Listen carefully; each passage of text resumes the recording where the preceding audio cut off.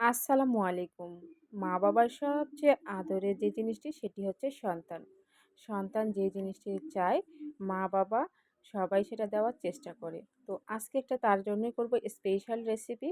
আর এখানে কিছু কাঁচা ধনিয়া, কাঁচা জিরা, জয়ফল, জয়ত্রী, ছোট এলাচ, বড় এলাচ, লবঙ্গ, দারচিনি আর সাথে আদা রসুন ভালো করে মিহি করে বেটে নিচ্ছি।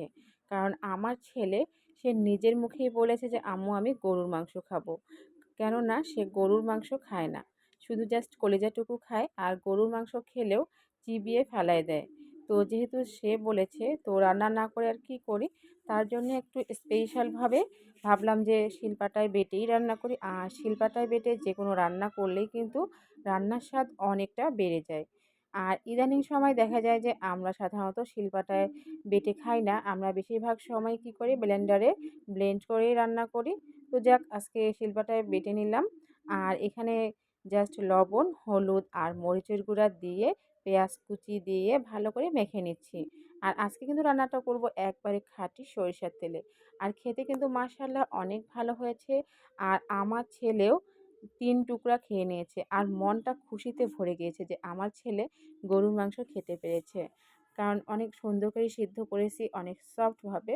আর এই তো কষিয়ে নেওয়ার পরে পানি দিয়ে দিয়েছিলাম আবার সেদ্ধ হওয়ার জন্য। আর দেখুন লুকসটা কত সুন্দর। আর রাতের বেলায় রান্না করেছিলাম। আর খেতেও কিন্তু মাশাআল্লাহ অনেক ভালো হয়েছে। এভাবে কে গরুর মাংস রান্না করেন অবশ্যই কমেন্ট বক্সে জানাবেন। রান্নার শেষ সময়ে দিয়ে দিয়েছি একটা গুঁড়ো দুধের পুরো প্যাকেটটা আর সাথে কয়েকটা কাঁচামরিচ। আর গুঁড়ো দুধ দিলে রান্নার ফ্লেভারটা অনেক ভালো আসে। গুঁড়ো দুধ দেওয়ার পর ৫ মিনিট পরে এই তো দেখুন কালারটা কত সুন্দর হয়েছে। আর এভাবে রান্না করে দেখবেন তাহলে দেখবেন গরুর মাংসর স্বাদ অনেকটা বেড়ে যাবে এবং অন্যরকম লাগবে। তো কার এমন রেসিপি ভালো লাগে অবশ্যই কমেন্ট বক্সে জানাতে কিন্তু ভুলবেন না।